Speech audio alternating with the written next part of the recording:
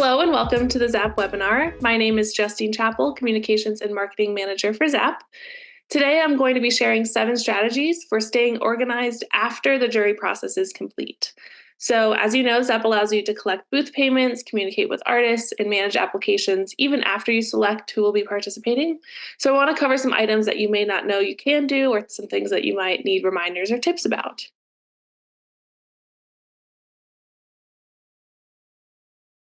Let's get started with our first strategy for kind of post-jury success.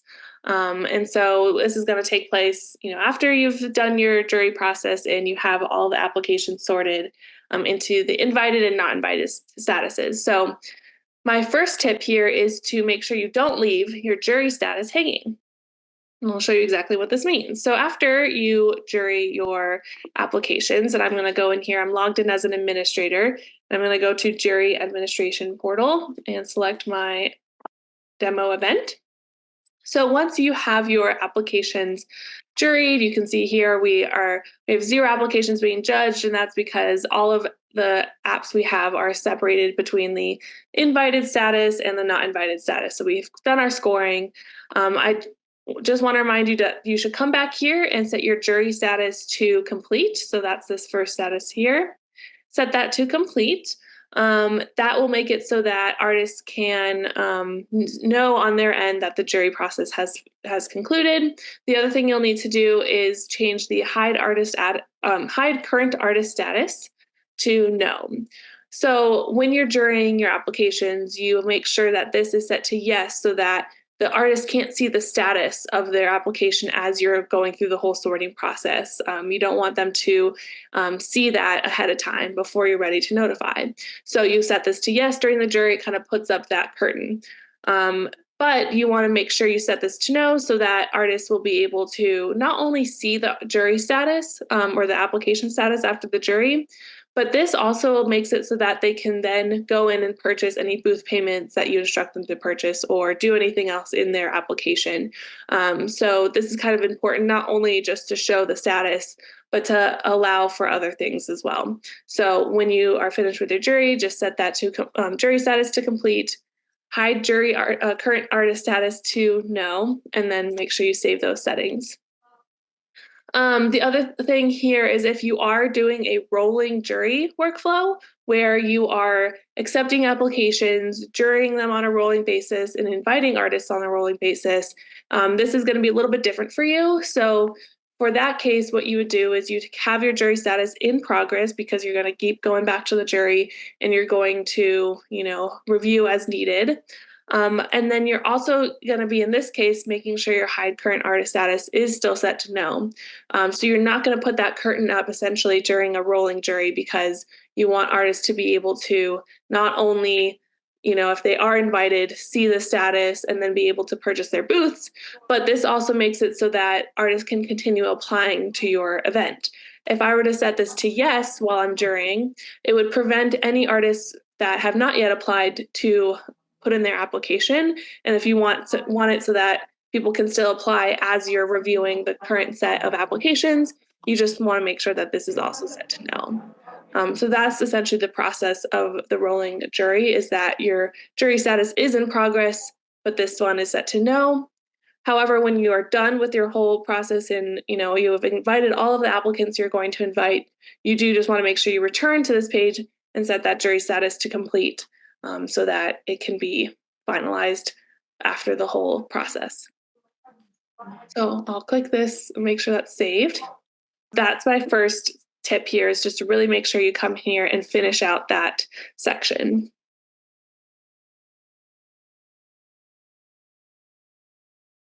My next strategy or tip is to download post-jury reports and request the images from your event. So again, in the jury administration portal, if you scroll down, you have these post-jury reports available to you where you can download the scores and comments from the jurors. So this can be done, and this will be helpful for you to download maybe after the jurors have scored and before you start the whole sorting process, because that can help you determine your cutoff score or your removal threshold if you prefer to do that manually with a spreadsheet. But this can also be helpful even after you're done with the sorting process, because you can save your scores and those comments for reviewing off of ZAPP, or just if you like to keep records of everything, keep those off of ZAPP and save them to your own device. So if you want, you can download the scores for the current round that the jury is in just really quickly by, determining which categories you need to download it for, or clicking all, and then click download scores. That would download the spreadsheet. And you can also do it by individual rounds if you click on view scoring history first. And then this one only has one round, but if I had taken multiple rounds to score, I would select the round I want to download it for. Click go, that would pull up the report on the page. And then if I scroll down to the bottom, I can download the spreadsheet from there as well. So again, this is just useful. Maybe artists come to you and ask to see their score, and you don't want to have to go into ZAPP individually. You would be able to just come in here and view the scores.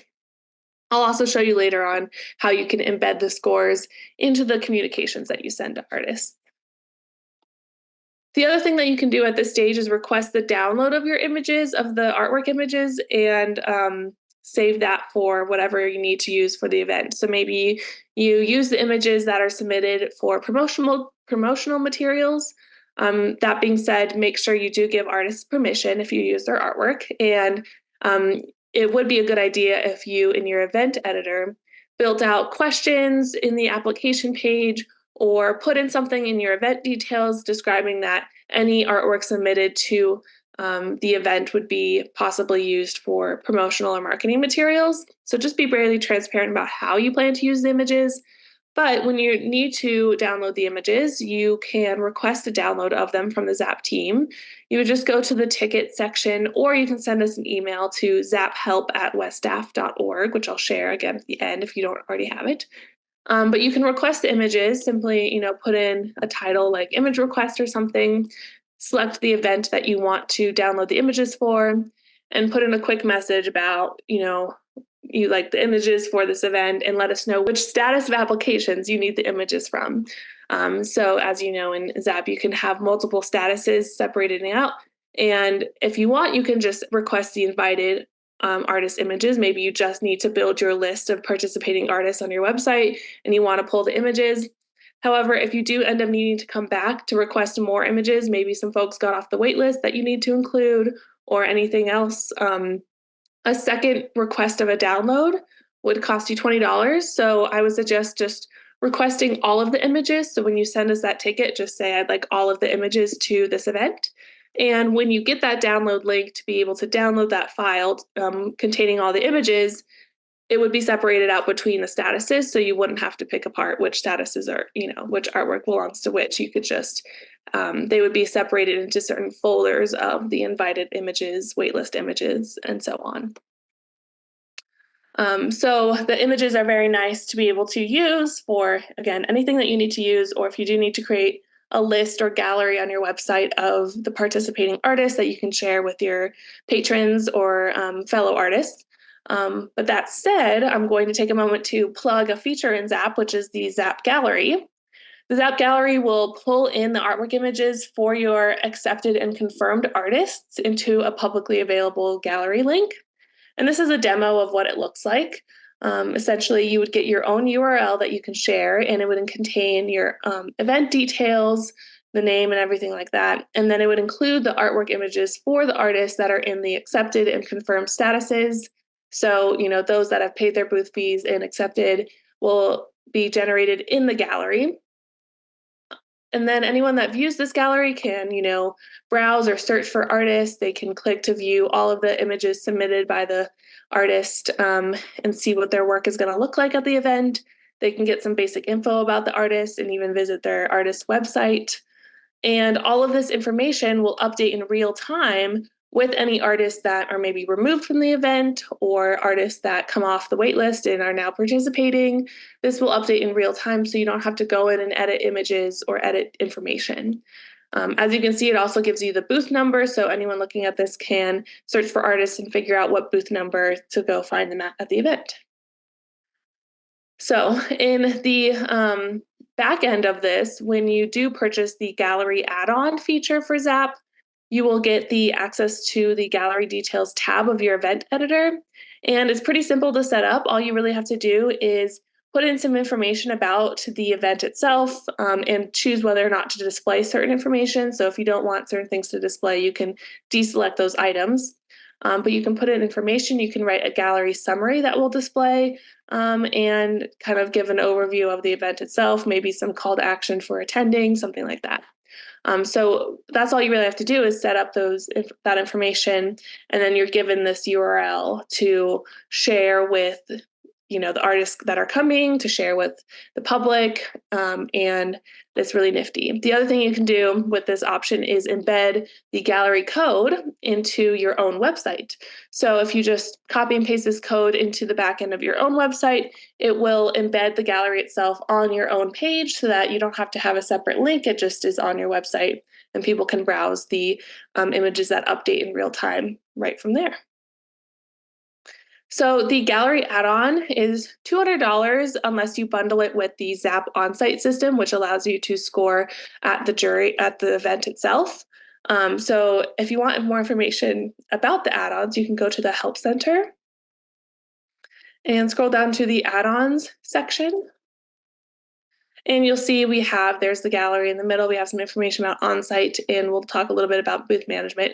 But as you can see here, if you purchase the gallery alone, it's $200 per event. Or if you purchase the digital package, which includes on-site and gallery, you can have them both for $250. On this page is where you can then find the form. So you can fill this out and let us know that you'd like to purchase the gallery or the digital package.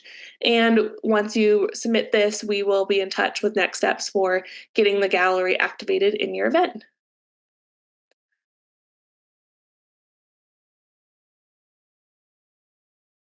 So my next strategy that I have for everyone is to, after your jury, make sure you're communicating everything possible to the artists so that they know what to expect.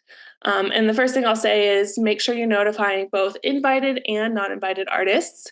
As you know, all artists put their time and money into applying, so be sure to thank them for their submission and let them know they were not selected. So when you do go in and notify everyone, you would go obviously to events and then communication, and you would just make sure you're checking that not invited status, and then filling out the email form to notify the artists that are not invited and let them know that you appreciate their submission anyway. So once you do that and you're ready to notify your invited artists, that's where I have, most of my tips here and pleading is to just make sure when you notify your invited artist to give them as much information and detail as possible so that they know what to expect in the next step of this process. You might have information on your event details page that would have, booth costs and deadlines for purchasing, but that information can get sometimes lost. Maybe artists don't know to go back and look at that. So just put everything in the email that you need them to know so that they can purchase everything on time and accept their application or accept their invitation. You're not familiar with this section before, you select the status, and you're basically sending one email to the entire batch of invited artists, and you can put in your info in the body of the email here. We also have the option to merge some information. So you can merge, contact information, and then this is where I hinted to earlier. If you want to show individuals jury scores and comments, it says anonymous because it would be anonymous to whichever jurors. And you could choose, if there are multiple rounds, you could choose which round you want to share the scores from. So because this is, a bulk email, it would merge the data for that individual artist with their score and comments. So that's nice just to, be transparent about the process and be able to share that feedback with them. Other things about notifying artists is, I already said, be clear about, booth product information, especially if you have a deadline for when to purchase, maybe the booth deposit, or when they need to get in their booth payment by in order to get a good placement of their booth, if that's dependent on the order in which they pay. Be really clear about that so that they know that they have to act fast and go in and purchase those products. If you create any coupons for your event, let's go to the coupon section. You will fill that out here. So if anyone has a waived booth fee, you could put that in here. Just put in, here's one up here where we have, 100% booth discount and a code that is created here. If there's an expiration though for that coupon, again, be really clear with artists about that expiration of the coupon. You can also, if you want to be very proactive in the communication section, when you send this email, let them know how to apply a coupon to their purchase. This is something that we sometimes get feedback from artists, and always working to improve how artists can navigate our site. But it's not always clear to artists how to activate the coupon when they purchase. So we actually have, we have our help guide, which I'll put in the chat right now if you want to copy this link for your own use. But I'll show you a little bit. Oops, I did something weird with my keyboard. There we go.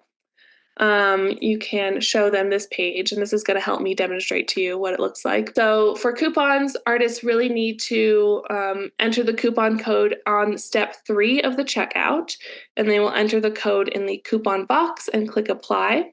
That will apply the coupon to their total, and they can move on to the next step. So if you want to include very detailed information in your email to invited artists, you can copy and paste the link I put in the chat and instruct artists how to put in the coupon code. Speaking of waiving booth fees, here's a pro tip for how to separate notifying artists that have a booth fee that is waived and artists that need to purchase their booth fee. So let's go into events management, and I'm going to show you how to use tags for this case. So if I'm going to click on the invited status, just pull up our list of applications that will be invited. And you'll see I've created a tag for some of these folks called booth waived. It just means that they have their booth waived. I can go in and create a tag on someone else just to show you how to do that. So I would enter the tag name and I would click add, and that would add the tag to the application. And then when I go to notify everyone, I can click the invited status because that's where they are. And then I can say this filter applications option. I can say include only tagged and flagged applicants. Then I can select the booth waived tag. And that means when I create this email, it's only going to notify those that are in the invited status and those that have their booth fee waived because I've noted it with a tag. So I can fill out that email, include that coupon code, include the instructions for how to apply the coupon, and anything else they need to know, and I would send that info. And then if I were to notify artists that did not receive a waived booth fee, I would make sure I set this, instead of filtering it to include, I would filter it to exclude the booth waived tag, so that in this case, I'm notifying everyone who is in the invited status that does not have the booth waived tag. So that's one way that you can use the communication filter from the tags to be able to separate the information you're sending out to artists. This is also nice if you have like food trucks or vendors that you want to have different information for than the artists. You can separate them out by tagging their application as such and including that in a message.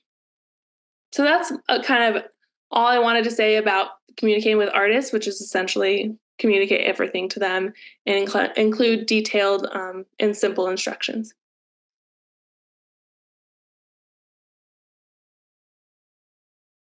The next tip I have here is to gather what you need from artists, and I just have a few different methods for how to do that. So, and that kind of goes into the communicating as well, but you want to make sure that you've gathered everything you need from artists in order to put together their booth signs and put together, maybe they have contracts they need to sign, anything that you need from artists so that they are good to go. They have the green light to participate in the event itself. So the first thing to do, this is kind of backtracking a little bit into the whole process, but one way is to make sure you're gathering this information in the application itself so that you have it if they are invited, in which case you would use the application editor to build out questions that, collect this information in case they are invited. It's just kind of proactively including that information. Once you build out those, answers and are collecting information from the artists at that time, you can go to events management, And when you are looking at the invited status, you can then scroll to the bottom and you'll get these reports. So these reports allow you to export the information from the applications that you receive. So in this case, download answers, CSV, would download a spreadsheet containing all of the answers to those application questions and would allow you to export the information for whatever use you have. And so that is one way. Maybe you have accommodation requests. If they need to request certain materials or certain accessibility accommodations, you can ask that on the application if they have anything, and you'd be able to download all those answers at once rather than individually going into each application to review those answers. So you can just download that report. Download contacts is a similar report, but obviously it includes the contact information for the artists that are in the status selected here. So that's one way, is to collect the information ahead of time, but maybe you want to collect the information only from invited artists and you don't want to have artists that may not actually participate fill out questions that aren't going to pertain to them, even if they don't know if they're in or not. In this case, we have a new tool that allows you to collect materials from invited artists before or after they purchase their booth fees, but it all happens after they are invited. And that's the booth request tool, which is part of our booth management add-on. And so the booth request tool, again, it would become a new tab of your event editor that allows you to set up a questionnaire that asks invited artists only certain questions that you have for them. So this is your chance to collect these materials after the jury process. I'm not going to go through this in depth because we did just do a webinar about the booth request and booth management add-on. So I'll put that webinar link in the chat now if you want to watch that. But this tool is really easy to use. You just put in a few details about when you want to collect booth requests, put in some general information, and then similar to building your application, you would build out this booth request questionnaire. Now, I say the word booth request because it can be used for asking folks to, give their first and second choices or however many for which location of booth they want. But this can also be your chance to just collect additional materials. So again, you can build out questions about any accommodations that need to be made for them or any other equipment requests that they have. You can also do something like collect a contract where they have to download a document, sign it, review it, and then re-upload the signed contract, and then be able to submit that to you. So you're not asking that from everyone, you're just asking that from invited artists. So that's something that can really help you in this phase of your event process. So again, the booth request tool is available in the add-on section of the help guide. The booth management tool includes both the booth request and the booth map tool to when you're assigning booths. And you can purchase the booth management add-on for $100 for one event or $50 if you have two or more events. Again, you would just fill out the same form, select the booth management add-on as your option here. And once you submit that, will help you activate the booth map and booth request tool in your event. That's a little bit about kind of collecting all the information that you need from artists so that you can gather everything that you need for the event.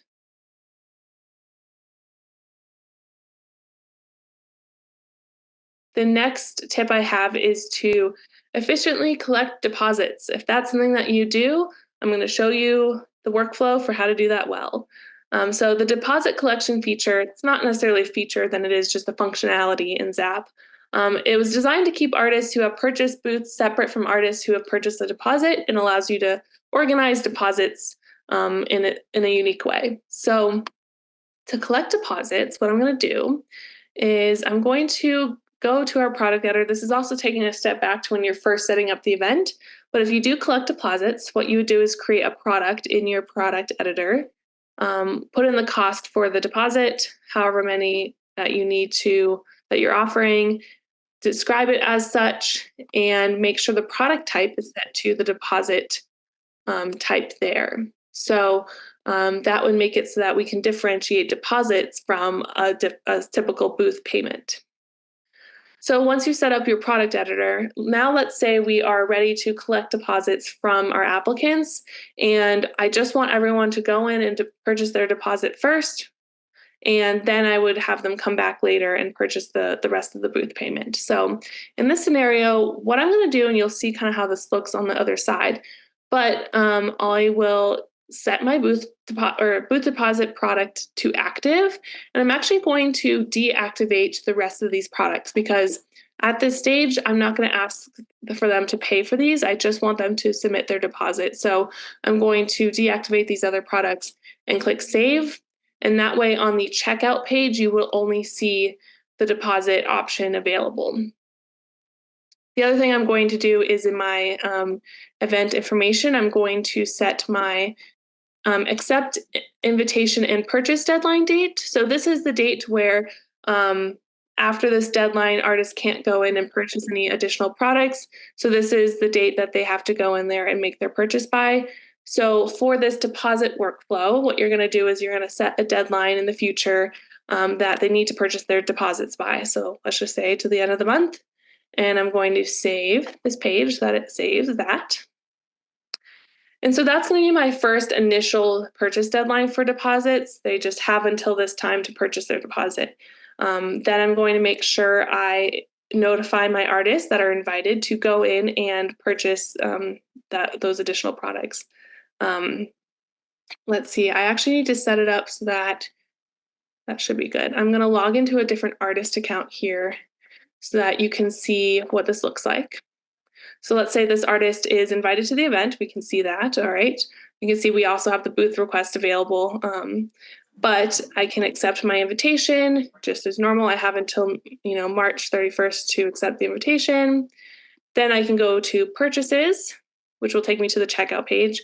And as you can see, I can only see the booth deposit product, which is great. So now I can go in here, add this to my cart, put that in there.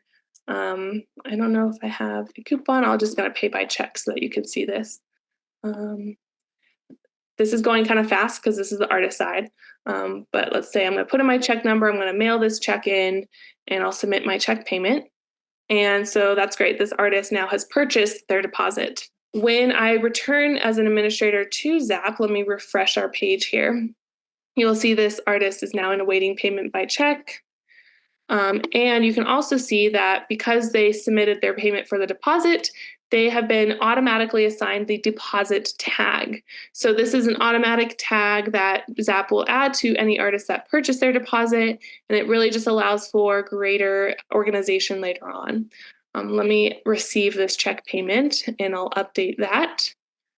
And now I can change the status of the artist to confirmed or actually accepted since they have purchased their deposit.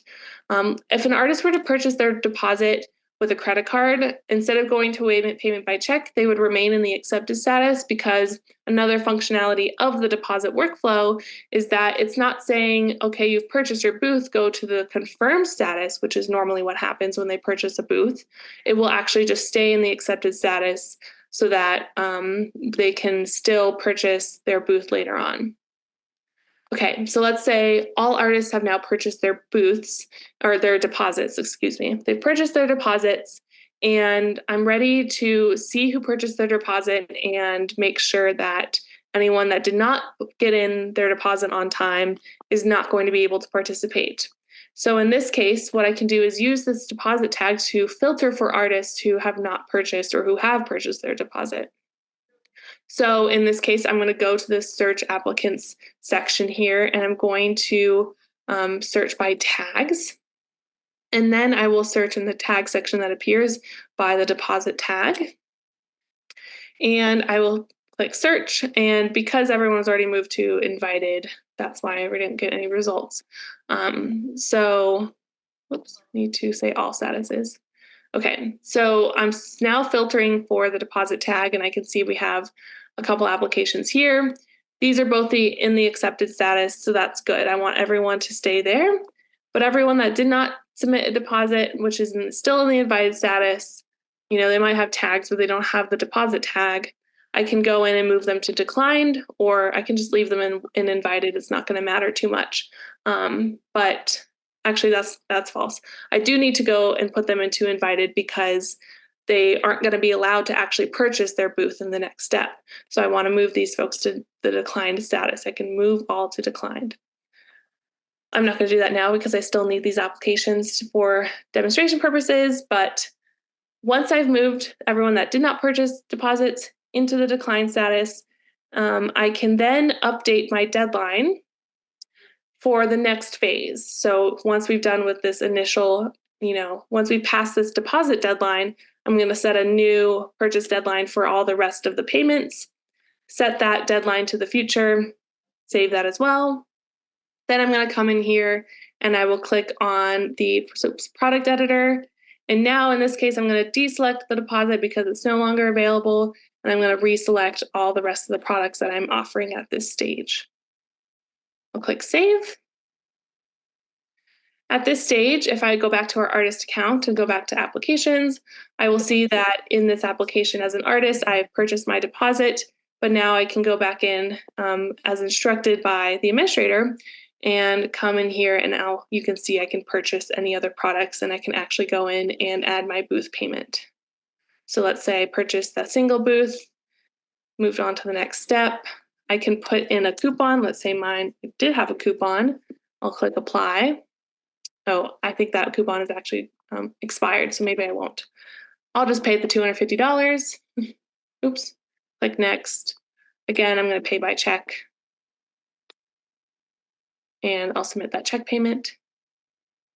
If I did pay by credit card, what would happen in the back end is this application would be sent to the confirmed status now that I've actually confirmed my booth payment. But because I paid by check, the administrator needs to go in here and change it to confirmed manually, change the check to receive when the check is received, update, and then they can be in the confirmed status now. And you can see all of the purchases on the payments column. So that's essentially the deposit process. You have this initial phase of setting your deadline for when to purchase deposits by. You set up the product so that only the deposit is available to purchase. Then in the second phase, you update that deadline to the new date they have to purchase their booth by, reactivate those booth products so that they have the option to select them in the cart, and you can complete the rest of that process.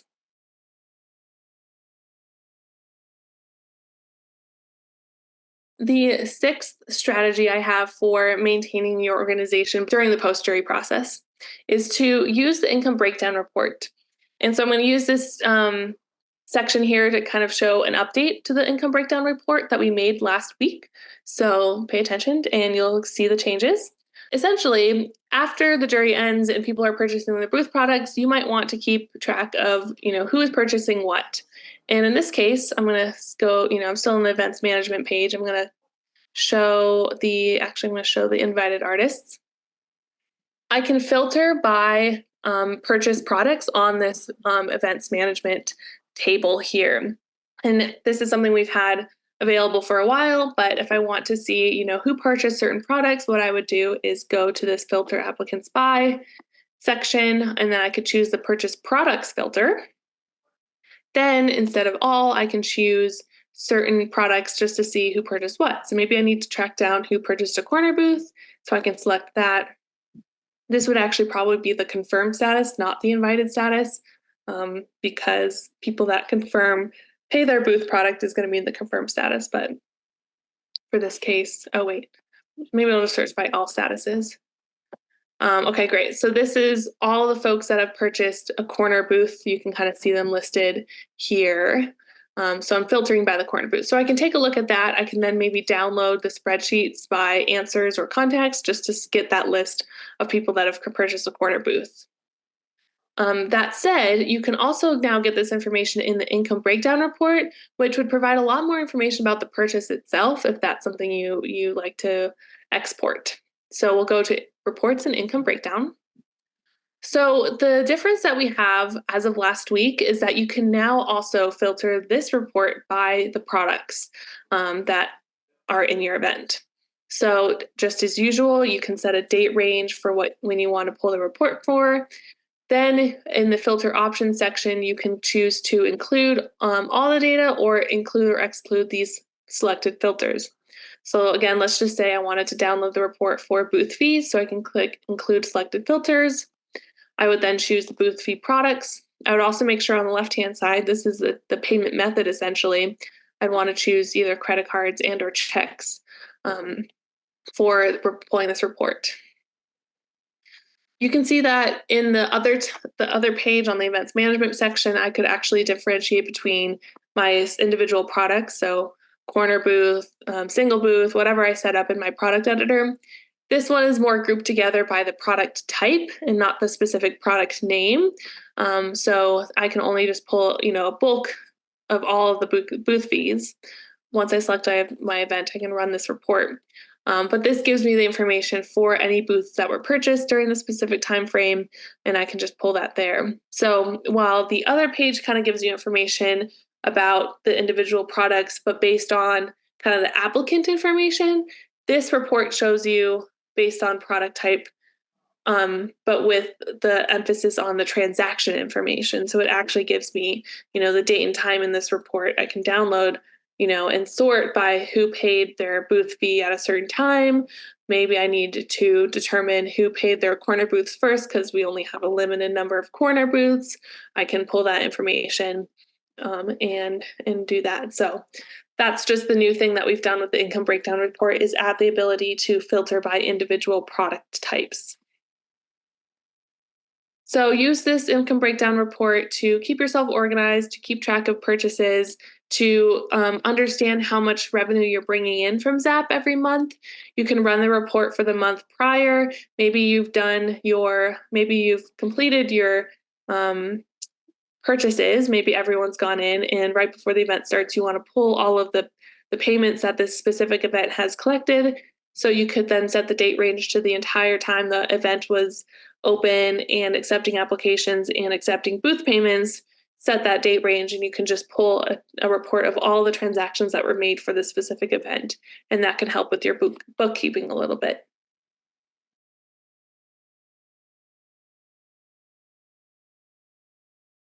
We have one more topic to go over, and that is the ability to effectively manage a wait list. Some folks will invite a certain number of artists, but then maintain a wait list of people to invite in case anyone were to drop out or withdraw their participation. So I'm going to show you how to manage a wait list and use the wait list functionality in ZAPP. We're going to start in the jury admin process. I'm not going to show you like the sorting process to the wait list, but essentially what you do after you've set your certain artists to invited and not invited, you would also set your waitlist folks to the waitlist status, and then come to the jury administration page and download, if you haven't already, download that post-jury report so that you can download the scores for your waitlist artists. This is going to help you in the next step. So download the scores for your waitlist folks. Then go to the events management page. You will go to the waitlist status, and you'll see now that the waitlist has been created, we have the ability to add a waitlist number to this application. You can do it by entering the number in this table here, or if you go to the individual's application page, you can also put in their waitlist number in the box here. Make sure you save it. But back on the events management table, this might be the swiftest way to do that, where maybe in another window I have the jury report pulled up so I can see the scores and I can sort by highest score to lowest score to determine the number and the order of the waitlist. So I would enter the number here. But before I do that, I'll show you that if you don't see this waitlist column, be sure to check the table editor. So if you go to the right-hand side of this table, this allows you to customize this table we're looking at by certain columns. So if you don't see the waitlist option on your table, on the waitlist column, be sure that this option is selected and then you'll be able to see it. So just know that you can edit this table view. But once you do have that, I can enter the waitlist, maybe using the scores, and let's just say it's imperfect. Well, let's actually mix this up a little bit. I'll go 3, 2, 4, and 1. So I put in all those waitlist numbers and I'll click update. And this way, I can come to the waitlist status.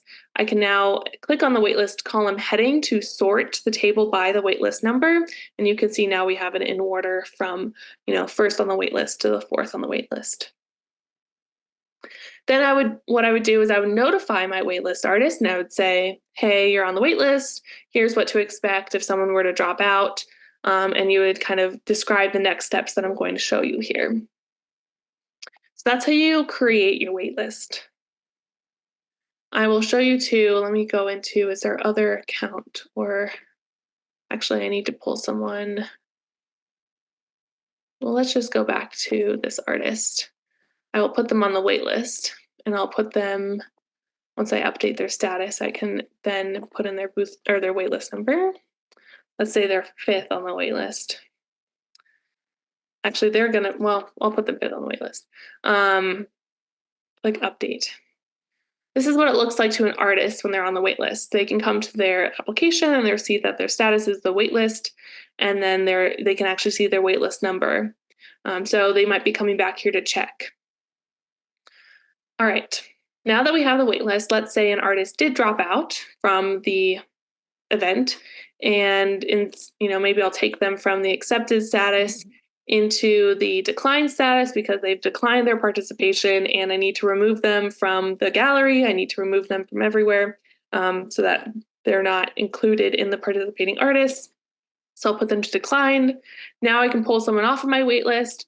So I would go to the wait list status. I would take number 1 and put them in the invited status. However, in this case, I need my certain demo artist to actually be pulled off the wait list. So I'm just going to leave them on there and then pull this specific artist. Let's say they were number 1. And I'll put them in the invited status. So now that they're invited to participate. And now that they've been invited, I can notify that specific artist, hey, you've been invited, you've been pulled off the wait list. You can return to ZAPP now and purchase your deposit and or booth product. And I would set it up so that they do that. And I'll show you a little bit how that works. But I will first say, once I've pulled this artist off of the waitlist and into the invited status, I will make sure that these numbers are updated. So if I did pull this person off, they would not have a number, and I would need to then change, I would have to manually change it to update the order of the rest of those artists. So just be sure that when you pull someone off the wait list, you update everyone else's number so that when they come back to their applications app, they can see that they've been moved up on the wait list. So ZAPP doesn't automatically update the waitlist numbers, nor does it automatically notify an artist if they were moved from the waitlist to invited. You have to do that. You have to email them manually and tell them that they've been moved off the waitlist. All right, so once the artist has been moved from the waitlist to the invited status, one thing you'll need to do is make sure you make it available for them to purchase their booths. So if that deadline has already passed, but because someone dropped out late and I needed to bring them back on, there's a couple ways to do this, but there's only one way that we really recommend. Some folks, give me just a second to make sure that this is updated correctly. Okay, yeah. So let's say that our deadline is in the past. So our purchase deadline, let's say it's already passed here. I'm going to do save. Some folks like to instruct their artists to purchase their deadline, and what they would do is they would purchase their booth and they would come in here, and for whichever product they plan on purchasing, they'll click the override purchase deadline. What this does is it makes it so that an artist can purchase this product after the purchase deadline that we set up before. And so you can see if I do this, let's just override a few of these products.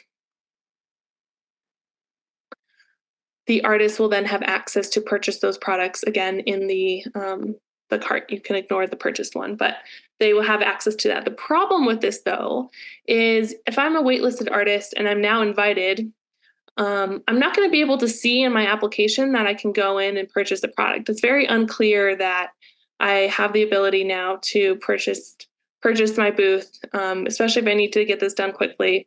It's not very evident, and the administrator, you, would have to be very proactive to say, make sure you go to the cart, select the product, and be able and purchase that. So instead, the recommended method is to, instead of overriding the purchase deadline, so I'll remove this option, I instead will update that deadline date. So it's in the future. Everyone else that already needed to purchase a deadline or purchase their booths have already done so. So this will only apply to these artists pulled off the waitlist. So if I put this date in the future again, my waitlisted artist will be more, let's go back to their account. It'll be more evident that they can, now that they've been invited, they can accept their invitation and then be taken back to the purchases and purchase their booth payments or their products. So that's the more recommended method for pulling artists off the waitlist and letting them purchase their products that they need to buy. If an artist that is pulled off the waitlist had archived their application, meaning they've, decided they will forget about the event, they're going to archive their application, but then you notify them that they've been accepted, that's okay. They will still be able to go to the cart and purchase their products and participate. So if you have any artists wondering about archiving their application, just know that they can still purchase products if they've been pulled off the waitlist.